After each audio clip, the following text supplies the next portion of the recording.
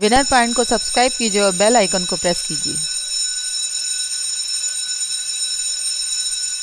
Hello everyone, welcome back to Winner Point Education. मैं अमिता त्रिपाठी, आपकी Hindi Sanskrit teacher. आज मैं आपके लिए एसएससी बोर्ड क्लास 10th से वह जन्मभूमि मेरी का शीर्षक लेकर आई हूँ। इससे पहले मैंने आपको पाठ 4 का भाग 1 मैं पढ़ा चुकी थी। आज मैं वह जन्मभूमि मेरी का भाग 2 लेकर आई हूँ, जिसमें कि सोहनलाल द्विवेदी ने ये बताया था कि जिस भूमि पर, जिस भारतवर्ष में उनका जन्म हुआ है, उस जन्मभूमि पर उन्हें बहुत गर्व होता है कि मैंने ऐसे भूमि पर जन्म लिया है जहाँ पर ना जाने कितने ऋषि मुनियों ने, जाने कितने महापुरुषों ने और ईश्वर ने भी मानव रूप में इस धरती पर जन्म लिया।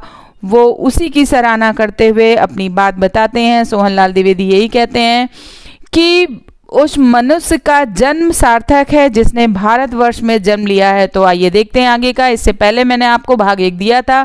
यदि आपने भाग 1 नहीं पढ़ा है तो पहले आप भाग 1 पढ़ लीजिएगा, तब आपको पूरा पाठ समझ आएगा। तो आइए प्रारंभ करते हैं समय न व्यतीत करते हुए।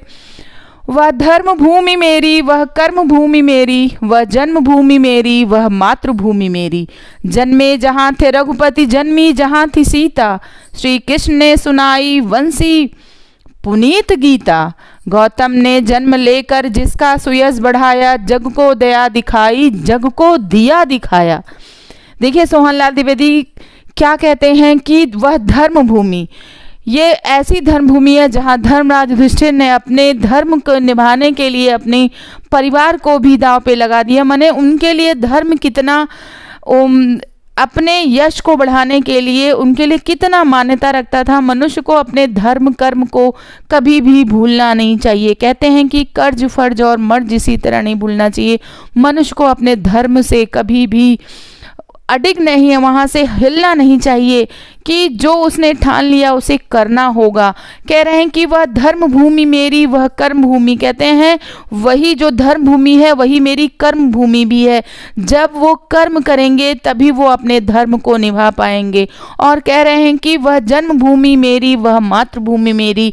ऐसे भारत में जहाँ मेरा जन्म हुआ है वही जन्मभूमि मेरी है, जहाँ मैंने जन्म लिया है वही कर्म भूमि है। वहीं पर मैंने अपने यश को बढ़ाया है, अपने कर्म करके अपने कर्मों का फल पाया है। मुझे अपने इस भारतवर्ष पर बहुत ही गौरव महसूस होता है कि मैंने ऐसी धरती पर जन्म लिया, ऐसी धरती पर जहाँ की जन्मे जहाँ थे रघुपति, जन्मी जहाँ थी सीता। रघुकुल रीत चल सदा चली आई। कहा गया है रघुपति यानी रघु के वंशज श्री रामचंद्र ने जहाँ जन्म लिया था, जहाँ सीता मैया ने अपने परिवार के लिए 14 वर्ष का वनवास चाहा था, जहाँ सीता ने अपने पिता की मर्यादा, उनके वचनों का पालन करने के लिए हंसते हंसते 14 वर्ष का वनवास ले लिया था। अपनी माँ से कहा, माँ बस इतनी सी बात है, मैं पिता के वचनों को जरूर निभाऊंगा।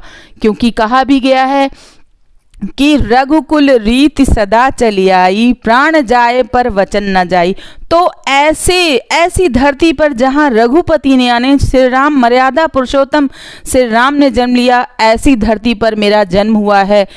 उन्हें अपने इस जन्म पे गर्व होता है, गौरव महसूस होता है कि मैं कितना भाग्यशाली हूँ, मुझे कितना, मैंने ऐसे कुछ कर्म किए होंगे जो मेरा जन्म ऐसे भारतवर्ष में हुआ। कह रहे हैं कि श्री कृष्ण ने सुनाई वंशी पुनीत गीता। श्री कृष्ण ने जहाँ जन्म लिया यहाँ आताताई राक्षसों का वध करने के लिए। कहते हैं कि जब जब होई धर्म की हानि, माने जब जब धर्म की हानि होती है और पाप बढ़ता है तो ऐसे में भगवान मनुष्य रूप में जन्म लेता है। तो ऐसी धरती, ऐसी पावन धरती पर जहाँ पर श्री कृष्ण ने जन्म लिया और गीता के द्वारा अर्जुन को उपदेश दिया।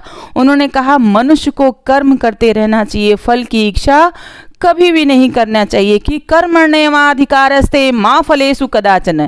कर्म करते रहिए, फल तो आपका कभी ना कभी मिलेगा ही।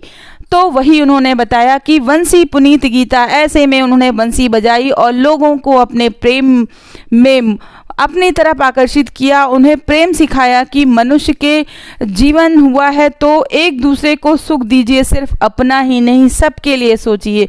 यहाँ श्री कृष्ण ने लोगों को यही बताया, गीता में यही उपदेश दिया कि जो आया है, जिसका जन्म हुआ है, उसकी मृत्यु निश्चित है, कोई भी अमर नहीं है।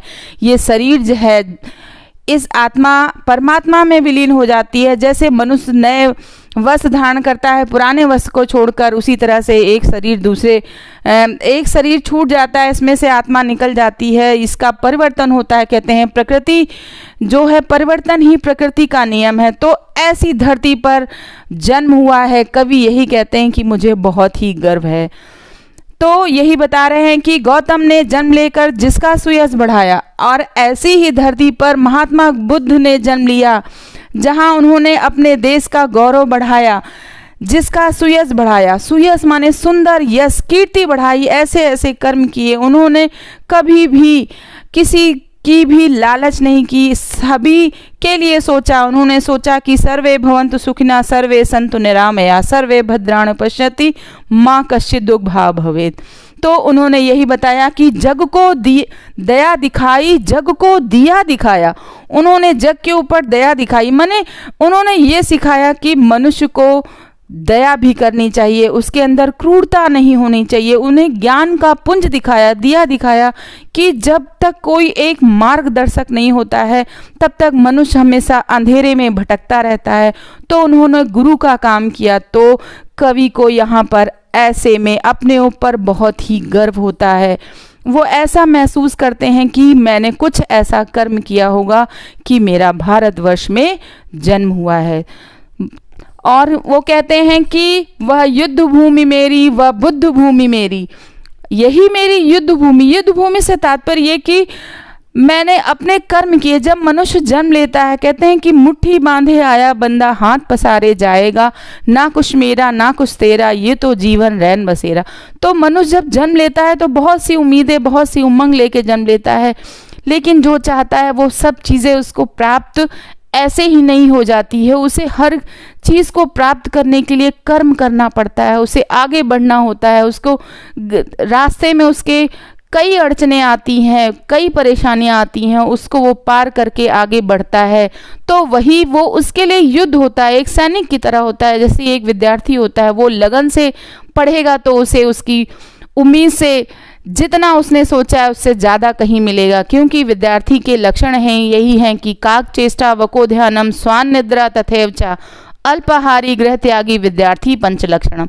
तो विद्यार्थी की ये 5 लक्षण हैं। तो यही कवि यहाँ बताने चाहते हैं कि यह युद्ध भूमि मेरी है, वही बुद्ध भूमि मेरी, जहाँ बुद्ध ने तप किया, अपने यश को बढ़ाया, अपने देश के, अपने भारत का गौरव बढ़ाया। ऐसी जन्मभूमि पर मेरा जन्म हुआ है। आगे कहते हैं कि वह जन्मभूमि मेरी, वह मातृभूमि मेरी। ऐसी ही मेरी जन्मभूमि है, ऐसी ही मातृभूमि है, जिस पर जन्म लिया है वो मेरी माता है। तो मुझे अपने इस माता पर, इस माता ऐसी जननी पर, ऐसी धरती माता पर, भारतवर्ष पर मुझे गर्व है, जहाँ पर मैंने जन्म लिया है। तो आपको मेरा वीडियो कैसा लगा आप कमेंट्स में ज़रूर बताइएगा। यदि आपको कुछ ना समझ में आए तो आप इसे ज़रूर बताइएगा। यदि आप मेरे वीडियो में, मेरे चैनल में नए हैं तो मेरे चैनल को सब्सक्राइब कीजिए, मेरे प्रत्येक वीडियो को लाइक कीजिए। मैं आपसे विनती करती हूँ जितना हो सके इसे शेयर कीजिए। अब मैं आपको अगले वीडियो में पुनः मिलूंगी, तब तक के लिए धन्यवाद।